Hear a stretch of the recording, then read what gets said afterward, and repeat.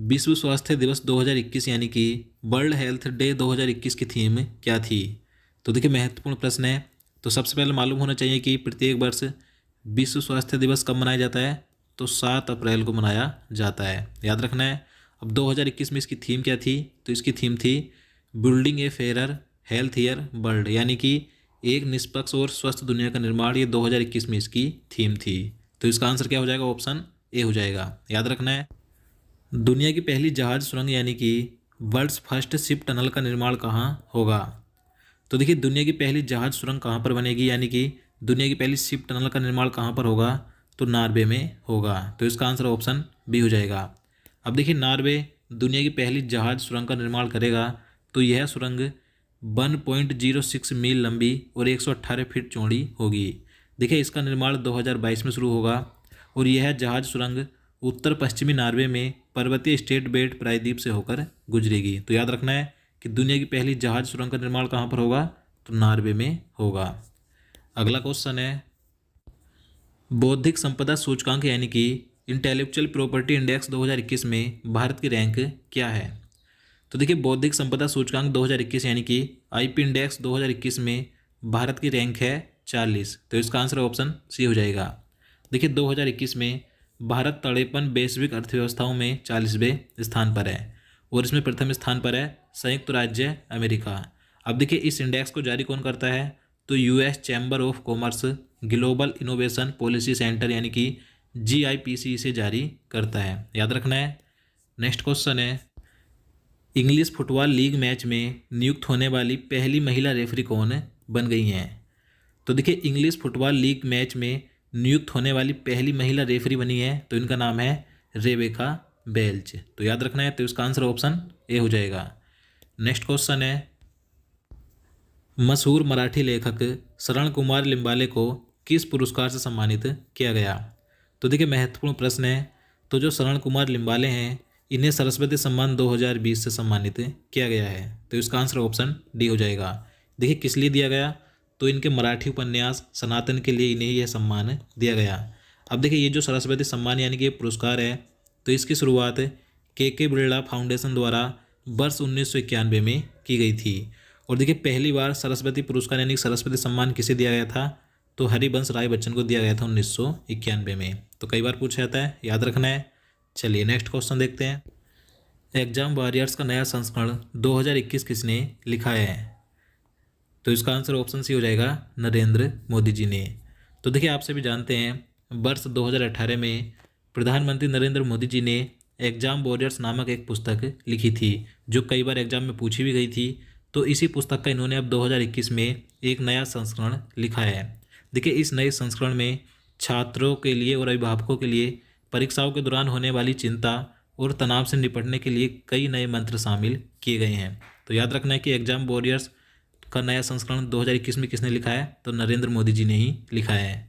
चलिए अगला क्वेश्चन देखते हैं किस बैंक को Asia money bank best award 2021 में भारत का सर्वश्रेष्ठ एसएमई बैंक चुना गया है? तो देखिए Asia money bank best award 2021 में भारत का सर्वश्रेष्ठ एसएमई बैंक कौन सा बना है? तो एचडीएफसी बैंक बना है। तो इसका आंसर ऑप्शन बी हो जाएगा। देखिए एचडीएफसी बैंक पिछले कुछ वर्षों में सूक्ष्म लघु और मध्यम आकार के उद्यम व्यवसाय के परिवर्तन के चलते इस पुरस्कार का योग्य विजेता बना है। देखिए बात करें एचडीएफसी बैंक की स्थापना की तो इसकी स्थापना अगस्त 1994 में हुई थी। मुख्यालय मुंबई में है और इसके वर्तमान में एमडी और सीईओ कौन है? तो शशिधर जगदीशन है, याद रखना है। चलिए अगला क्वेश्चन है भारत और किस देश के बीच हिमाचल प्रदेश के चंबा जिले के बकलोह में वज्र प्रहार अभ्यास का आयोजन किया गया? तो देखिए वज्र प्रहार अभ्यास 2021 का आयोजन भारत और किस देश के बीच किया गया? तो भारत और अमेरिका के बीच किया गया। तो इसका आंसर ऑप्शन ए हो जाएगा। नेक्स्ट क्वेश्चन है किस दिग्गज अभिनेता को 51वें दादा साहेब फाल्के पुरस्कार से सम्मानित किया गया है? तो देखिए मोस्ट इंपॉर्टेंट क्वेश्चन है और मैंने पहले से ही जो 51वां दादा साहेब फाल्के पुरस्कार है इससे संबंधित एक पूरा वीडियो पहले ही बना दिया है। आप चाहें तो उसे चैनल में जाकर देख सकते हैं। तो देखिए 51वां दादा साहेब फाल्के पुरस्कार किसे दिया गया 2021 में? तो रजनीकांत को दिया गया। तो इसका आंसर ऑप्शन बी हो जाएगा। देखिए ये जो दादा साहेब फाल्के पुरस्कार है इसकी शुरुआत यानी कि इसकी स्थापना 1969 में हुई थी और देखिए पहला दादा साहेब फाल्के पुरस्कार किसे दिया गया था, कई बार पूछा जाता है, तो देविका रानी को दिया गया था। चलिए अगला क्वेश्चन देखते हैं। भारत का कौन सा राज्य है चिरंजीवी स्वास्थ्य बीमा योजना के तहत हर परिवार को स्वास्थ्य बीमा देने वाला भारत का पहला राज्य बन गया है? तो ये बना है राजस्थान राज्य। तो इसका आंसर ऑप्शन डी हो जाएगा। राजस्थान के मुख्यमंत्री कौन है, तो अशोक गहलोत हैं।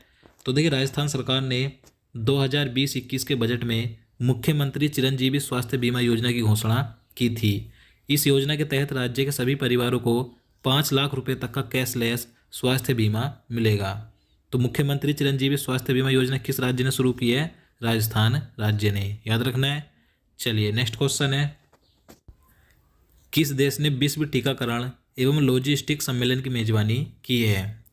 तो देखिए विश्व टीकाकरण एवं लॉजिस्टिक सम्मेलन 2021 की मेजबानी किस देश ने की, तो संयुक्त अरब अमीरात यानी कि यूएई ने की। तो इसका आंसर ऑप्शन ए हो जाएगा। चलिए नेक्स्ट क्वेश्चन है, किस राज्य के राज्यपाल बिस्वा भूषण हरिचंदन को वर्ष 2021 के लिए कलिंग रत्न पुरस्कार से सम्मानित किया गया है? तो इसका आंसर ऑप्शन ए हो जाएगा आंध्र प्रदेश राज्य के। तो देखिए आंध्र प्रदेश राज्य के वर्तमान राज्यपाल बिस्वा भूषण हरिचंदन को साहित्य में उनके योगदान के लिए उपराष्ट्रपति वेंकैया नायडू जी ने कलिंग रत्न पुरस्कार 2021 से सम्मानित किया है। तो याद रखना है। चलिए अगला क्वेश्चन है, 2023 पुरुषों की मुक्केबाजी विश्व चैंपियनशिप किस देश में आयोजित की जाएगी? तो इसका आंसर ऑप्शन डी हो जाएगा उज्बेकिस्तान के ताशकंद शहर में। तो देखिए 2023 में पुरुषों की जो मुक्केबाजी विश्व चैंपियनशिप है तो ये उज्बेकिस्तान के ताशकंद शहर में आयोजित की जाएगी, याद रखना है। राष्ट्रपति रामनाथ कोविंद जी ने भारत के 48वें मुख्य न्यायाधीश के रूप में किसे नियुक्त किया है? तो देखिए महत्वपूर्ण प्रश्न है। तो इसका आंसर ऑप्शन ए हो जाएगा एन.वी. रमना को, या इनका पूरा नाम है नथालपति वेंकट रमण। ये भारतीय सुप्रीम कोर्ट के 48वें मुख्य न्यायाधीश बने हैं। देखिए इन्होंने शरद अरविंद बोबडे का स्थान लिया है और ये 24 अप्रैल 2021 को पद ग्रहण करेंगे, यानी कि 24 अप्रैल 2021 को राष्ट्रपति रामनाथ कोविंद जी इन्हें शपथ दिलाएंगे और इनका जो कार्यकाल होगा 26 अगस्त 2022 तक होगा। तो याद रखना है। चलिए नेक्स्ट क्वेश्चन है, किस राज्य में 100 मेगावाट की क्षमता वाला भारत का सबसे बड़ा तैरता हुआ सौर ऊर्जा संयंत्र स्थापित किया जाएगा? तो इसका आंसर ऑप्शन बी हो जाएगा तेलंगाना राज्य में। तो देखिए भारत का सबसे बड़ा तैरता हुआ सौर ऊर्जा संयंत्र जो कि 100 मेगावाट की क्षमता वाला होगा तो किस राज्य में स्थापित किया जाएगा? तो तेलंगाना के रामागुंडम में स्थापित किया जाएगा, याद रखना है। अगला क्वेश्चन है, वर्ल्ड इकोनॉमिक फोरम द्वारा जारी ग्लोबल जेंडर गैप इंडेक्स 2021 में भारत किस स्थान पर है? तो इसका आंसर ऑप्शन सी हो जाएगा 140वें स्थान पर। तो देखिए वैश्विक लैंगिक अंतराल सूचकांक 2021 में यानी कि ग्लोबल जेंडर गैप इंडेक्स 2021 में 156 देशों को शामिल किया गया, जिसमें भारत को 140वां स्थान मिला। और देखिए इस सूचकांक में आइसलैंड शीर्ष स्थान पर है, तो याद रखना है। चलिए नेक्स्ट क्वेश्चन है, अप्रैल 2021 में छत्तीसगढ़ वीरनी पुरस्कार किसे प्राप्त हुआ? तो इसका आंसर ऑप्शन सी हो जाएगा दूती चंद को। तो देखिए दूती चंद ये ओडिशा की रहने वाली एक भारतीय स्प्रिंट धावक महिला खिलाड़ी हैं जिन्हें 2021 में छत्तीसगढ़ वीरनी पुरस्कार दिया गया। अब देखिए इनके बारे में आपको बता दूं, 2019 में इन्होंने इटली में आयोजित विश्वविद्यालय खेलों में स्वर्ण पदक जीता था और ये ऐसा करने वाली पहली भारतीय महिला खिलाड़ी बनी थी। और देखिए 100 और 200 मीटर में जकार्ता एशियाई खेलों में इन्होंने रजत पदक जीता था, तो याद रखना है। चलिए नेक्स्ट क्वेश्चन देखते हैं, टेनिस में मियामी ओपन 2021 पुरुष सिंगल का फाइनल किसने जीता?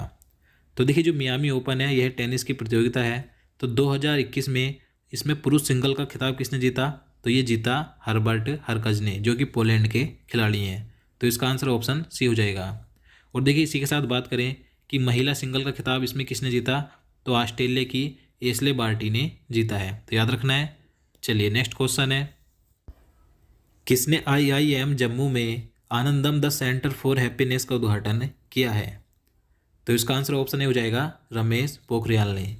तो देखिए केंद्रीय शिक्षा मंत्री रमेश पोखरियाल ने लोगों का मानसिक तनाव को दूर करने और सकारात्मकता फैलाने के उद्देश्य से IIM जम्मू में आनंदम द सेंटर फॉर हैप्पीनेस का उद्घाटन किया है, तो याद रखना है।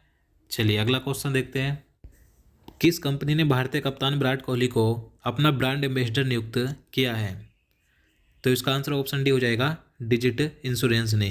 तो देखिए डिजिट इंश्योरेंस ने हाल ही में भारतीय कप्तान विराट कोहली को अपना ब्रांड एम्बेसडर बनाया है, तो याद रखना है। अगला क्वेश्चन है,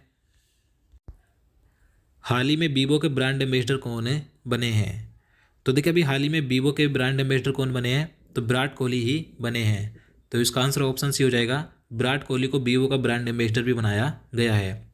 तो विराट कोहली 2021 में दो कंपनियों के ब्रांड एम्बेसडर बने हैं, डिजिट इंश्योरेंस और वीवो, तो दोनों याद रखने हैं। क्वेश्चन नंबर 22 है, कौन वियतनाम के अगले प्रधानमंत्री बने हैं? तो इसका आंसर ऑप्शन डी हो जाएगा फाम मिन्ह चिन्ह। तो देखिए वियतनाम देश के नए प्रधानमंत्री कौन बने हैं? तो फाम मिन्ह चिन्ह बने हैं। इसी के साथ बता दूं, जो निवर्तमान प्रधानमंत्री थे गुयेन जुआन फुक, तो इन्हें वियतनाम देश का नया राष्ट्रपति नियुक्त किया गया है। देखिए वियतनाम की राजधानी क्या है? तो हनोई है और मुद्रा है वियतनामी दोंग।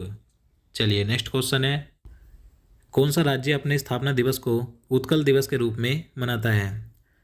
तो इसका आंसर ऑप्शन बी हो जाएगा ओडिशा राज्य है। तो देखिए ओडिशा राज्य अपने स्थापना दिवस को उत्कल दिवस के रूप में मनाता है। 2021 में 1 अप्रैल को इसने अपना 86वां स्थापना दिवस मनाया है। देखिए ओडिशा राज्य की स्थापना 1 अप्रैल 1936 को हुई थी। और आप सभी जानते हैं कि ओडिशा राज्य का पहले नाम क्या था? तो उड़ीसा था। पहले इसे उड़ीसा के नाम से जाना जाता था। तो 4 नवंबर 2011 को इसने नाम परिवर्तित कर दिया, यानी कि उड़ीसा से ओडिशा कर दिया 4 नवंबर 2011 को। चलिए नेक्स्ट क्वेश्चन है, किस देश ने बेकाल झील में बेकाल जीबीडी नामक दुनिया के सबसे बड़े पानी के नीचे न्यूट्रोनो टेलीस्कोप लॉन्च किए हैं? तो इसका आंसर ऑप्शन डी हो जाएगा रूस देश ने। तो देखिए रूस देश के वैज्ञानिकों ने बेकाल जीबीडी नामक एक टेलीस्कोप विकसित और तैनात किया है। देखिए इस टेलीस्कोप को दक्षिणी साइबेरिया में बेकाल झील की गहराई में रखा गया है। आप सभी जानते हैं जो बेकाल झील है पृथ्वी की सबसे गहरी झील है। तो देखिए इस टेलीस्कोप का उपयोग करते हुए वैज्ञानिक न्यूट्रॉनों की खोज करेंगे, तो याद रखना है। चलिए नेक्स्ट क्वेश्चन है, भारत के नए मुख्य चुनाव आयुक्त कौन बने हैं? तो देखिए महत्वपूर्ण प्रश्न है। तो भारत के नए मुख्य चुनाव आयुक्त यानी कि चीफ इलेक्शन कमिश्नर कौन बने हैं? तो सुशील चंद्रा बने हैं। तो इसका आंसर ऑप्शन बी हो जाएगा। देखिए इन्होंने सुनील अरोड़ा का स्थान लिया है। देखिए इनका जो कार्यकाल होगा 13 अप्रैल 2021 से 14 मई 2022 तक होगा। देखिए मुख्य चुनाव आयुक्त की नियुक्ति कौन करता है? तो राष्ट्रपति करता है। और इसका जो कार्यकाल होता है 6 वर्ष या 65 वर्ष की आयु होता है जो पहले हो। और देखिए कई बार ये क्वेश्चन भी पूछा जाता है कि भारत के प्रथम मुख्य चुनाव आयुक्त कौन थे? तो सुकुमार सेन थे। तो सभी पॉइंट याद रखने, सभी महत्वपूर्ण है। तो दोस्तों आज के लिए इतना ही। उम्मीद करता हूँ आपको वीडियो पसंद आया होगा। अगर आपको वीडियो अच्छा लगा हो, आपके लिए हेल्पफुल हो, तो प्लीज़ वीडियो को लाइक और शेयर करना, साथ ही चैनल को भी सब्सक्राइब कर लेना। तो चलिए मिलते हैं नेक्स्ट वीडियो में। जय हिंद, जय भारत।